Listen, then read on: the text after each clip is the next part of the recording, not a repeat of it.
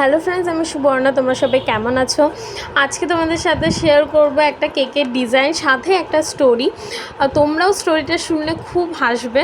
মানে আমি নিজে ভয়েস করছি, কিন্তু আমার নিজেরই এত হাসি পাচ্ছে, তোমাদের কী আর বলবো। এই কেকটা যে অর্ডার দিয়েছিল, সে আমার পুরনো ক্লায়েন্ট। সে আমার কাছে সব অকেশনেই আমার কাছ থেকে কেক নেয়, কিন্তু এই কেকটা ছিল তার নিজের জন্য, নিজের বার্থডের জন্য। মানে তোমরা বুঝতে পারছো আমি কি বলতে চাইছি? মানে নিজের বার্থডে কেক সে নিজেই অর্ডার করেছে। আমি তার সাথে একদিন আমার দেখা হওয়ায় সে আমাকে বলে, দিদি আমার বার্থডের কেক আমি অর্ডার করব। আমি তখন ওইটা শুনে হাসবো কি আনন্দ করব কিছুই বুঝতে পারলাম না।